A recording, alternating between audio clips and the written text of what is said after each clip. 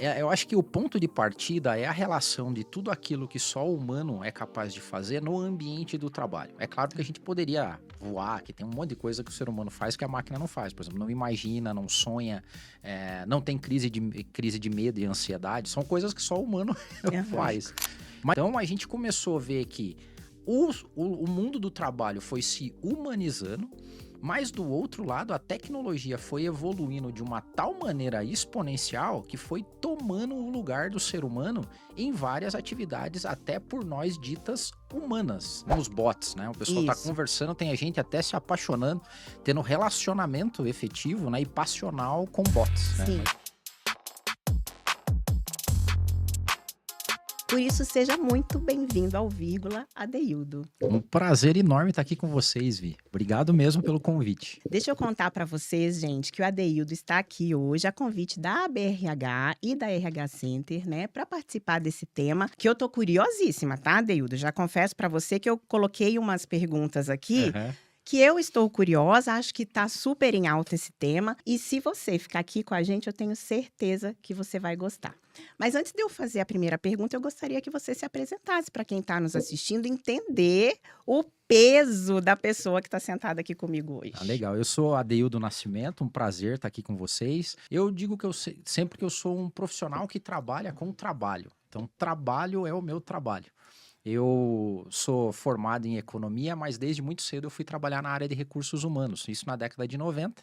E de lá para cá eu tenho atuado em tudo que tem relação com cultura organizacional, gestão de pessoas. Num primeiro momento como executivo e profissional de RH, e desde 2011 com a consultoria que eu tenho, que a gente trabalha com cultura e gestão. Então, essa é, em linhas gerais, o Adeildo. Sou de Curitiba, sou casado com a Jo, pai do João, e essa é a vida e um pouco da história do Adeildo.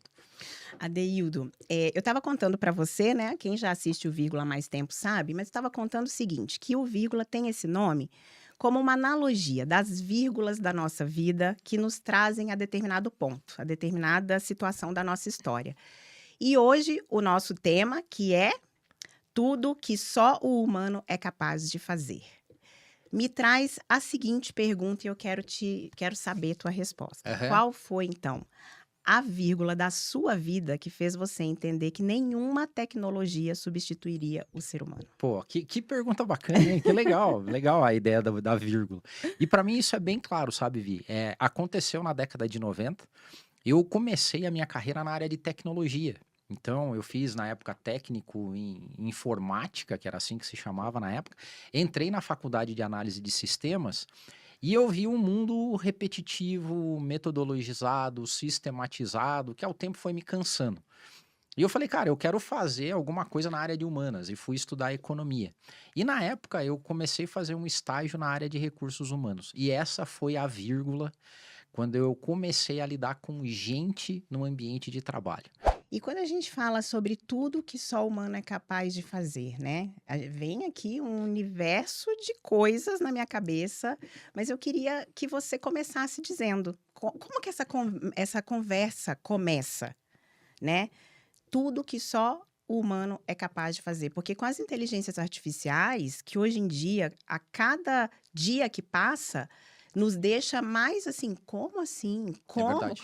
A gente conversa com o chat GPT hoje em dia, a gente conversa com a inteligência. Estou falando chat GPT porque é o mais comum, Talvez o mais comum, é isso né? mesmo. Mas É, são os bots, né? O pessoal tá isso. conversando, tem a gente até se apaixonando, tendo relacionamento efetivo, né? E passional com bots, né? Sim, Mais ou sim. menos aí. Então, por onde que a gente começa essa conversa? Então, eu acho que o ponto de partida é a relação de tudo aquilo que só o humano é capaz de fazer no ambiente do trabalho. É claro que a gente poderia voar, que tem um monte de coisa que o ser humano faz que a máquina não faz. Por exemplo, não imagina, não sonha, não tem crise de medo e ansiedade. São coisas que só o humano Aham. faz. Mas no âmbito do trabalho, isso veio à tona com o que a gente chama de humanização no mundo do trabalho. Olha que interessante. O ser humano, no mundo do trabalho, nos séculos passados, ele não foi tratado como humano. Ele era uma peça da engrenagem. Esse era o que o movimento taylorista e fordista dizia pra gente. Tipo assim, o ser humano é uma peça da engrenagem. Foi isso que Taylor deixou escrito. Então, Porque ele operava a máquina. isso. Toda analogia era uma grande máquina mesmo. E o ser humano estava nessa máquina como uma engrenagem que ajudava a rodar. Uhum. Ao longo do tempo, o mundo do trabalho foi sendo humanizado, por incrível que pareça. Então, não precisava de humanos na essência da palavra no mundo do trabalho no passado. Só que com o advento das necessidades de você sair de uma economia industrial para uma economia de serviço, por exemplo, você começou a demandar mais da atividade intelectual do ser humano. Então, Uhum. assim, uma engrenagem não pensa, não raciocina, né? Aí o ser humano começou a raciocinar no mundo do trabalho, tomar decisões, liderar, supervisionar, e a gente foi sistematizando a atividade intelectual do ser humano. E olha só que a gente está falando tudo tudo muito recente na história social, né? E agora nós chegamos no momento onde aquele teste de raciocínio, que era tomar decisões, analisar contextos, parametrizados, sistematizados, que eram coisas que só o humano fazia até então, surge a tecnologia e começa a fazer pela gente, né? Uhum. Teve antes disso o próprio fato de guardar muitas coisas na memória, que também era uma atribuição do ser humano, começou a passar para o computador, né? Uhum. Lembra, teve uma reportagem icônica no Fantástico quando o Deep Blue, que era o, o computador da IBM, ganhou do Kasparov, que era o grande mestre enxadrista na época, e Uhum. foi, né? Mas o que que aquele computador fazia? Basicamente, ele guardava na memória todas as possibilidades de jogadas de xadrez. Então, era impossível um ser humano lidar com isso. Uhum. Hoje nós temos algoritmos que não só guardam, eles não mais guardam uma série de jogadas. Eles entendem a lógica do jogo e tomam decisões a partir da lógica.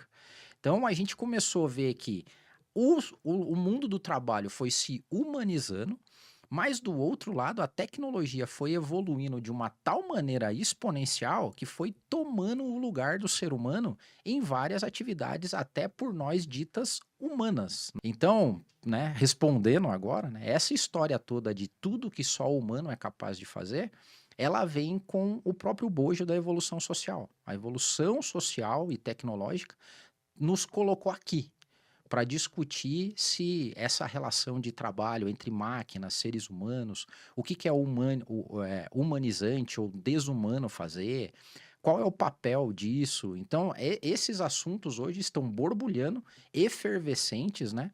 E Uhum. lá no COMPAR, né, que é o Congresso Paranaense de Recursos Humanos, Que vai ser dia dia. 22 e 23 de outubro, a gente vai estar falando sobre esses temas. Eu vou fazer uma Que palestra legal. com essa temática, né, para a gente Uhum. discutir. O que então qual é a atividade humana que a inteligência artificial não vai conseguir substituir no trabalho? Então, eu vou te responder isso separado em duas formas. Tem o estágio atual que a gente está e tem as preocupações futuras, né? Bom, hoje a gente ainda tem um campo que o ser humano ainda, vamos dizer, ele ainda, nessa parte mais prática, ele ainda vence a máquina, que é conectar pontos divergentes de várias áreas do conhecimento. Então, assim, essa habilidade criativa e imaginativa que o ser humano tem de usar todo o repertório dele em diversas áreas do conhecimento para trazer uma resposta única a um problema, isso ainda o ser humano faz muito melhor do que o chat. Né? Agora, o grande ponto é que essa busca incessante e o próprio aprendizado da máquina com a máquina está cada vez estreitando mais esse relacionamento, né? Ou essa possibilidade do ser humano ser um diferencial. Uhum. Então, assim, o que a gente diz hoje é que se você ainda quiser se manter empregável e fazer um bom uso da inteligência artificial, é você ampliar a tua gama de conhecimentos de maneira horizontal, né? A gente fala assim, ó, então é legal a vir saber de diversos temas e diversos assuntos, gastronomia, música, arte, geopolítica. Você não precisa se aprofundar, mas Uhum. ter um conhecimento para, no mínimo, quando o chat te trazer uma resposta, você saber se ela faz sentido ou não. Ser crítica, pelo Isso. menos. Você continuar ainda sendo a curadora da resposta que ele traz e ainda ter a habilidade de poder criar em cima do que o chat meio que preparou o campo para você, Uhum. certo? Então, isso eu acho que é um grande diferencial hoje. A gente chama de sense making, né? É a capacidade que você tem de olhar um resultado que a inteligência trouxe para você e falar, faz sentido ou não faz sentido. E o outro é a criatividade humana sendo potencializada por aquilo que o chat te trouxe. Ele, Uhum. mais ou menos, ele facilita o estágio inicial, mas daí depois, a partir daqueles dados, você tem a habilidade de criar, imaginar a partir daquilo que foi trazido. Então, isso hoje é o campo que o ser humano ainda pode se destacar. Então vamos lá, Deildo. Tinha uma máxima, tem, né? Tinha, não, tem uma máxima, só que eu não vou saber citar autor, nada disso. Uhum. Que é o chá. Competência. Conhecimento, habilidade e atitude. Que isso, somado tudo isso, você tem uma competência. Isso. E aí, isso introduzido na inteligência artificial, vai mudar? Não, já, assim, a IA Já já mudou. tomou. Por exemplo, vamos passar letrinha por letrinha. Tá. Conhecimento. A gente não ganha da IA, certo? Assim, até vamos pegar médicos, por exemplo. Até tem o Yuval Harari, que é um sociólogo, fala muito sobre esse momento. Tem um livro dele que ele faz uma provocação assim, bem pesada. Ele diz que no futuro, provavelmente, os enfermeiros vão ganhar mais do que os médicos. Uau.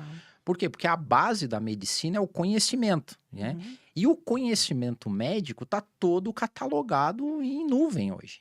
Então, assim, o conhecimento, em termos de conhecimento apenas, a gente não ganha da IA. A habilidade, vamos colocar assim, é você pegar todo esse conhecimento e colocar ele como uma saída prática. Uhum.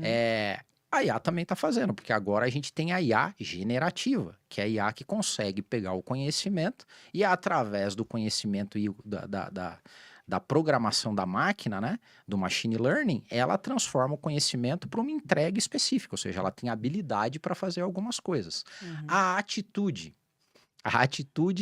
passa pela discussão de quão autônoma vai ser a IA no futuro, porque hoje a IA não tem atitude, teoricamente, ela depende do meu prompt para ela fazer alguma coisa para traduzir isso numa atitude. Uhum. Há quem diga que no futuro a IA pode ter uma atitude também. E é com essa conclusão maravilhosa que vai virar um corte, muito provavelmente, que a gente encerra o vírgula de hoje. Obrigado, Vi. Adeildo, deixa seus contatos para quem quiser te seguir. Legal, @adeildo.nascimento, me acha, e a Del Consultoria, que é DHEO Consultoria, que é onde a gente tem trabalhado para construir culturas fortes, saudáveis e que liberem, né, e potencializem o que tem de melhor no ser humano.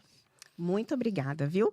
Já fica o convite para a temporada 2 para a gente falar sobre É espiritualidade. verdade, vai tá Tá anotado. bom? Você, se ainda não segue o Vírgula nas redes sociais, nós estamos no Spotify e no YouTube semanalmente com novos episódios. E diariamente lá no Instagram e no TikTok. Aguardo você lá e até a próxima vírgula.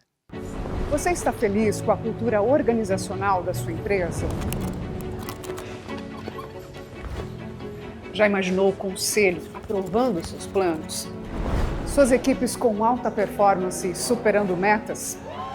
Toda a sua empresa alinhada, comprometida? Cultura é o maior ativo da sua empresa, porque cultura ninguém copia. Para construir uma cultura forte, você precisa de um parceiro forte. Dell, a melhor consultoria de cultura organizacional do Brasil.